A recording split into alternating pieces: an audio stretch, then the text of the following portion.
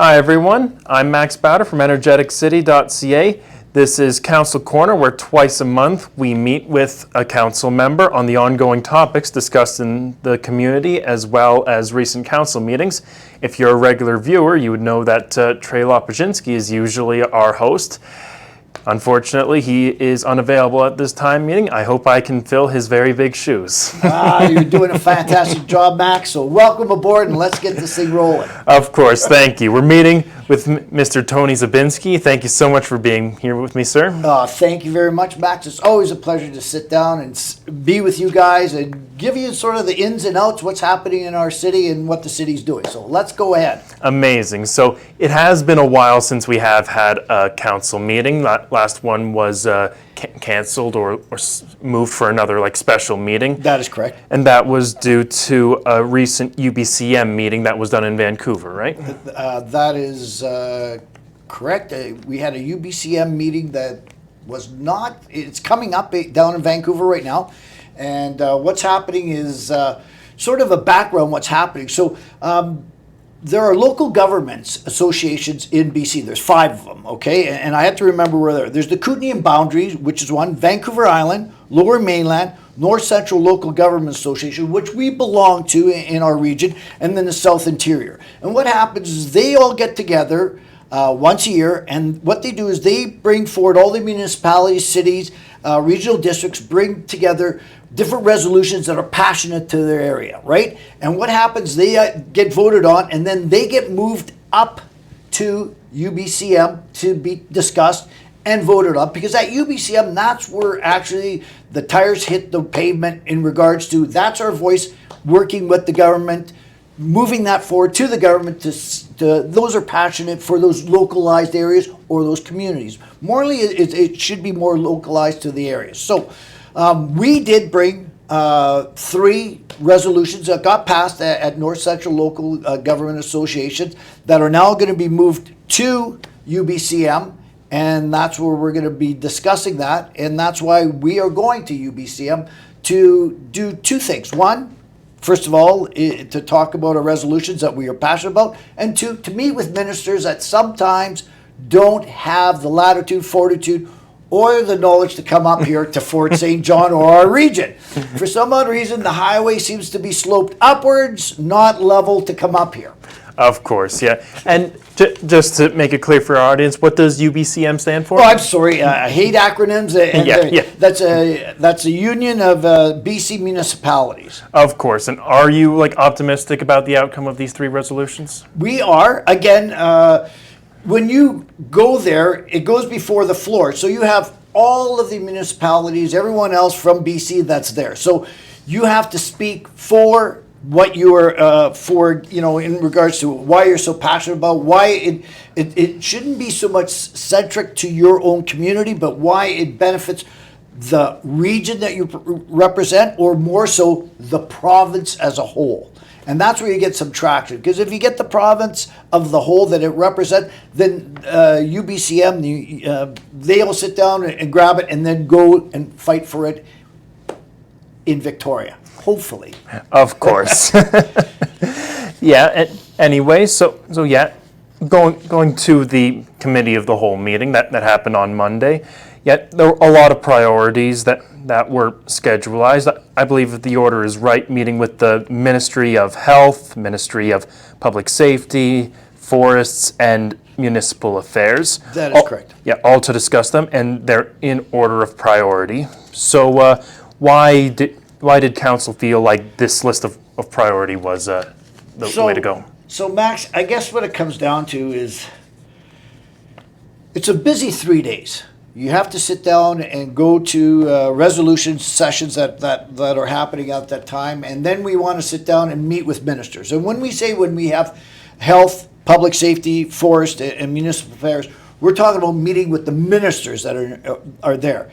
And so it's sort of like a speed dating when you go down there. They give you about 15 minutes to go in there, introduce yourself, present why you're passionate about or your concerns for your area. And this is more in regards to the city and our concerns that we have. So, and we don't want to divide and conquer. We've had at times where we've had as high as 18 different meetings. Now, this is not just ministers, but shadow ministers in regards to that. That would be the opposite ministers or other colleagues that are there. And we just found that we action ourselves way too much.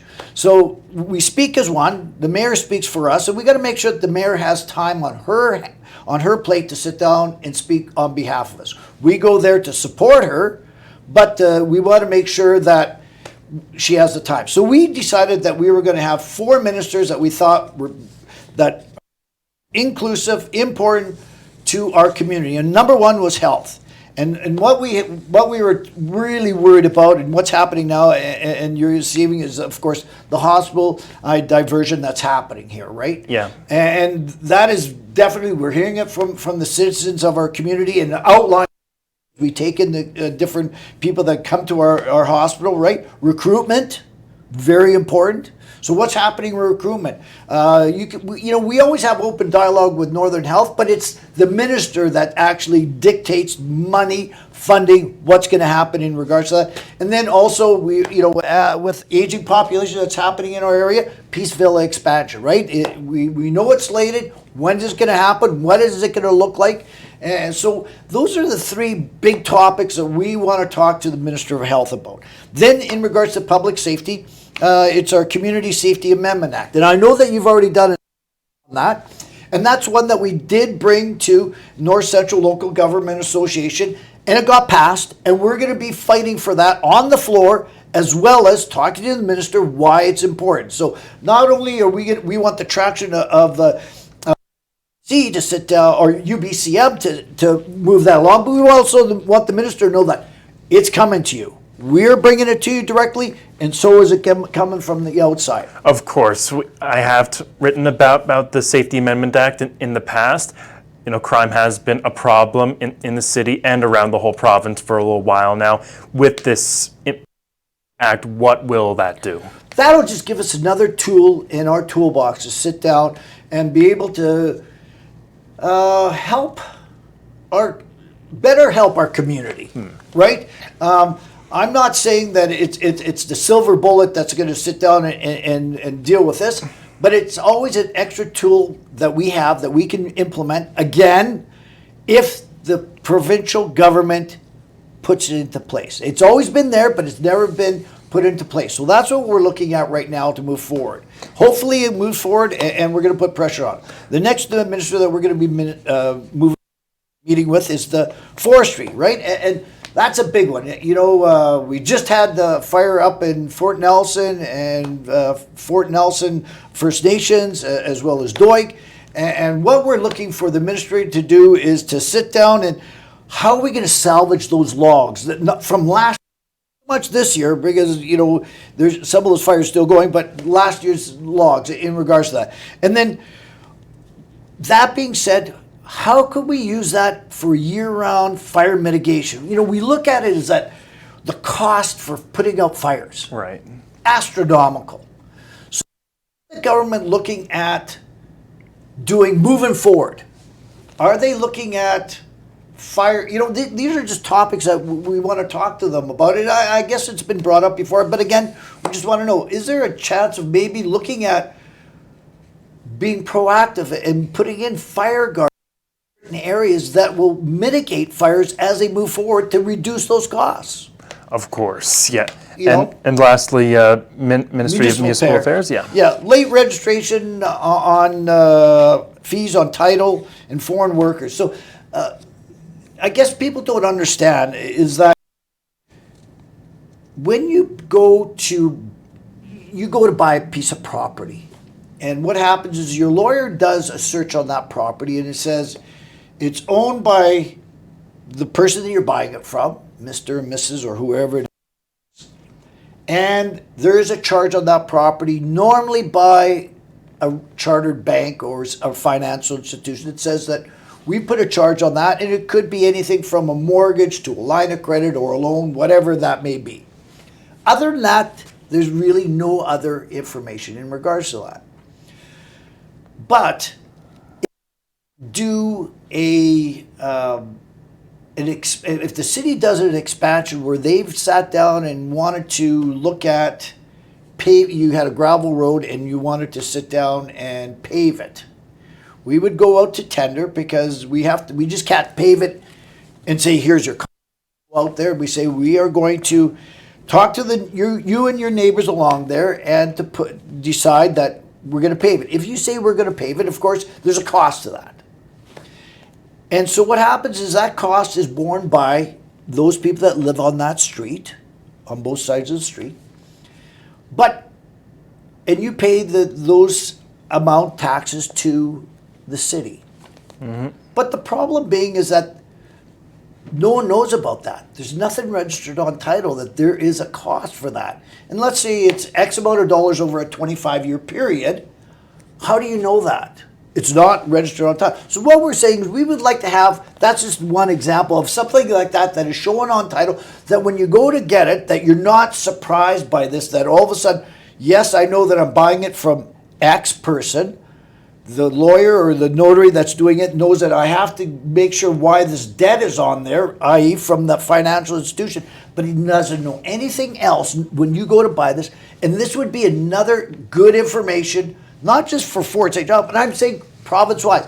And it was brought up by Councillor Boland that this used to be in place something like 18 years ago, and then the province went away with it. And we think we should bring it back because there are those surprises that come up. And that's why that is moving forward. That makes a lot of sense. Do you have any idea why they would have taken that away? I don't know in regards to that, but it could have been to optimize, like any provincial government wants to do to optimize that. But as it stands, we're moving forward. This is something that when we meet with the minister that we want to put forward in regards to that. Of course. Okay.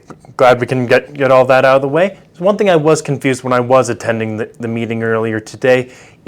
Council said it was not going to meet with the Ministry of Mental Health. Mental health and addictions. And addictions, yeah. And then at the beginning of the regular meeting, a resolution was passed that it was meeting with them. So that's kind of confusing. Just how's that? So what's going to happen there is that we feel that sometimes when you're down at UBCM, that it's great that you can meet with those ministers, but sometimes it's better to send a message to those ministers for them to come up here to Fort St. John.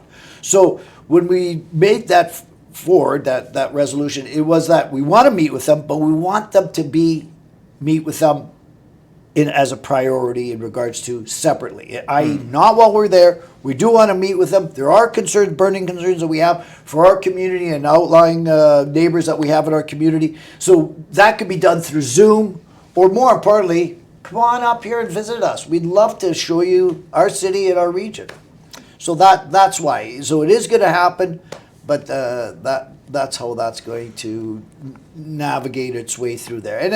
And again, some people might ask, well, have you ever asked to meet the premier? Yes. But he has a very busy schedule, lots going on. You got to remember, this is an exceptional year. The elections are going on. Well, we know the elections are coming. They are going to start their campaigning, or they already in the indirect way doing their campaigning. So we meet with the minister today, or down at UBCM. He might not be the minister of that portfolio, or that whole regime could be changed because of the election results, right? So this is a little different year when we go to the UBCM during an election year, and so we got to be, careful. You can't meet with everybody because not everyone might be there. I see. All right, thank you for clearing all that up. And obviously the other big thing that I took away from Monday's meeting is that a new position has been added. Mm-hmm. Erin Ferris has been welcomed as the new Community Safety Manager. Did you ever meet her before her appointment? I actually did, Max. I met her when she was at so her background, first of all, Northern Health, and then Salvation Army. From 2013 to all the way to 2024, that well over a decade. Exactly. Yeah. So I met her through Jared Braun, who runs the Salvation Army, at Salvation Army in regards to that. Great lady, very knowledgeable, local talent. We are so lucky to have her in our community. It speaks for the volume of people that are in our community and that do great things for our community in regards to that. Like anything else, first thing that I'm a numbers guy, so first thing people ask, where's the money coming from? Well, I can honestly say it was a budgeted item. This was not a surprise that we came out and said, oh my goodness, we got to hire someone right away. No, we saw the need for it. So first of all, first thing we do is we put the money aside and say, okay, here's what's gonna take to hire someone of that caliber. And then two, what are the expectations and what she's gonna do? So what is she going to do and why is it needed right now? Our community knows that there has been a lot of pressure on our bylaw officers based on the decriminalization of drugs across BC. Yeah. And that pressure has been put on our bylaw and our managers because what's happened before is that bylaw didn't have a direct manager to report to, okay?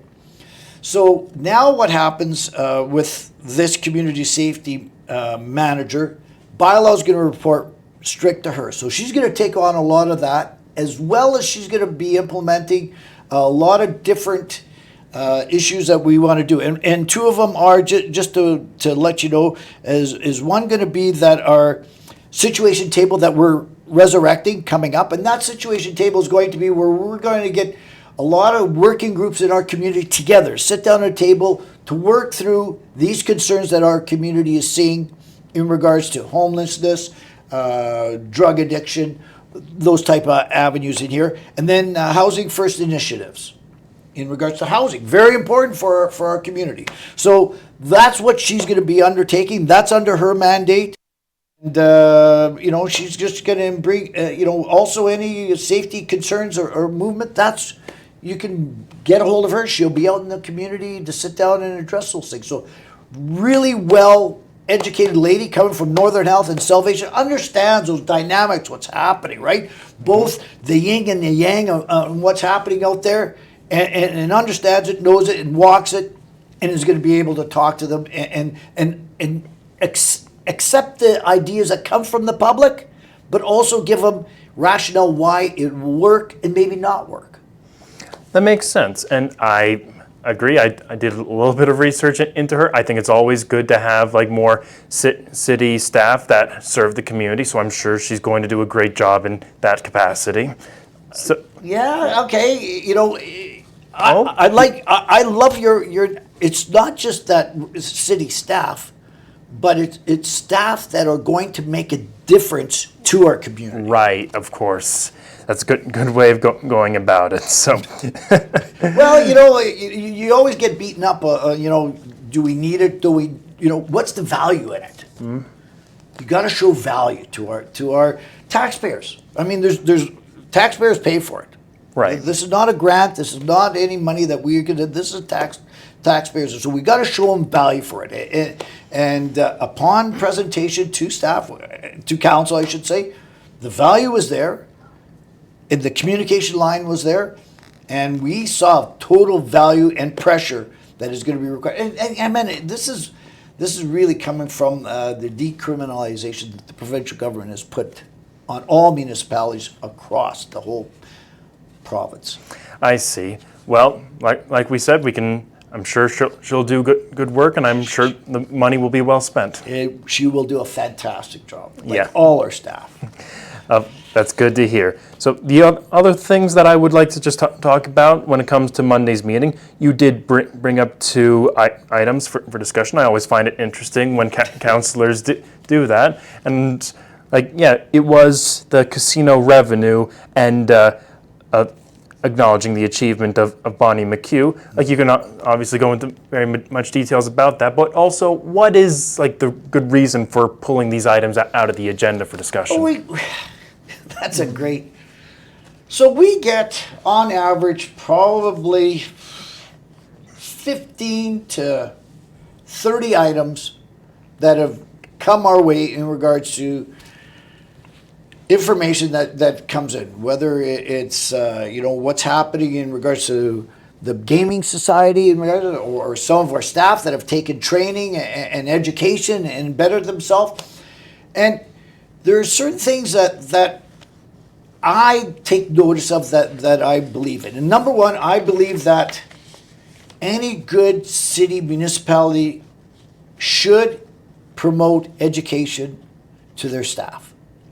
And when your staff take it and pass it with flying colors, they should be acknowledged. And that's where Bonnie McHugh got the certificate in local government statutory administration. This was not done easily. This was overseen by a provincial board of examiners. And you got to remember, this was highly sought after for her to get in regards to better herself. And she got it, and she did it. And this was done because the city believes in, the council believes in further learning education for all our staff. And we've never closed the door on education or learning for staff whatsoever. And we promote that highly within our establishment. So congratulations to Bonnie. I mean, it was a milestone for her, and we really do appreciate when one of our staff, mainly our corporate officers, takes that on and passes it. The other thing that I'd like to bring up that I brought forward was the gaming revenue that we get from the casino. And so every quarter we are, besides nonprofit organizations, we receive 10% of the gross amount of gaming revenue that they make at the casino. This quarter we received funding of $232,000 toward their gross revenue, and that went to all our money from the gaming always goes to the Pomeroy Sports Center for our operational costs. But it should be noted that our 4 quarters totaled up this year. We did $936,000 that we received from chances, and that's huge. That offsets our operating costs for the Pomeroy Sports Center. And it's lucky that us, as well as the nonprofit organization, and there is a list of them because they put it out there, they get that revenue from the running of the casino. So we are very lucky to have that. And I thank them every time we get it, every quarter. I make sure that we make a note of that. Of course, that's good. I'm sure it'll give many people down at the casino a bit of a good heart, knowing that they put a little money in the slot machine. 30% chance it'll help out some kids at the Pomeroy. Well, every time I go down there, and you know what? I'll give them a plug if you don't mind. Of course. They always say any nonprofit organization, please come down and see them because they will sit down. I mean, there's a criteria to go through there, but if you qualify for it, you get this royalty this royalty that comes in every quarter to them, and it's great. That it's not that you have to work for it; they look after, administer it all. But part of their mandate is to give back to the community. So, if you have a chance, go down to the Chances Gaming Casino and ask for the manager. Move forward on that. That's good. That sounds like a great way to go about it. So, another thing, there were proclamations signed in council the other day. Like there's a Pride Week proclamation and a proclamation for Red Shirt Day and National Accessibility Week. Today is that day, and I see we're both wearing red. We are, Max. Great for us. Yeah. So again, it's the Easter Seals Red Shirt Day. Again, that's for accessibility and inclusion. It's a great event. They want you to wear red to sit down and do that. We had a great presentation from them, and it's mainly to make us aware that the accessibility concerns that happen not just in our community but all the communities in regards to that. And it's everything from simple things from just sidewalk letdowns to access to buildings. It covers a vast amount of concerns that are out there, and then so they keep us, our feet to the fire in regards to, to make sure that we're doing it right. And it's great, if you've ever had a chance, take a wheelchair, go downtown, go along the sidewalk and see what they have to go through. And that's a generalized one. Now try and get into some stores or buildings or washrooms. Becomes very challenging, and it's great that they bring those eyes, ears, and thoughts to us. Of course. The last thing I want to bring up, since we were talking about it right before the camera started rolling, the Potters Guild meeting you recently had. Can you please tell our audience about that? Well, the Potters Guild are getting together. Every year they have an annual chili cook-off, and that's coming up on June 22nd. And what they do is they go out to different groups, people in the community, to put together a chili. Prepare a chili, and we go head to head, and this is all held at the Festival Plaza.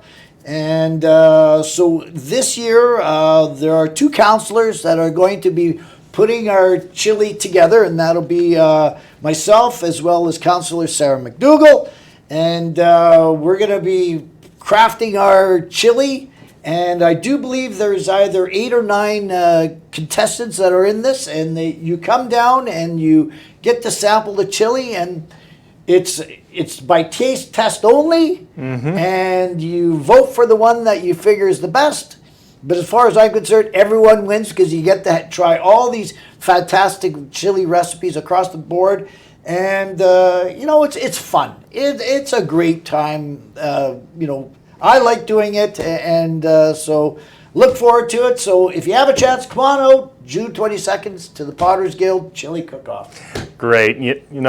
Chili, it always feels like maybe something that's kind of an underappreciated food, considering how creative you can be with that. Oh, it's very creative and very good. It's never underrated. I feel that it's a staple diet in our household.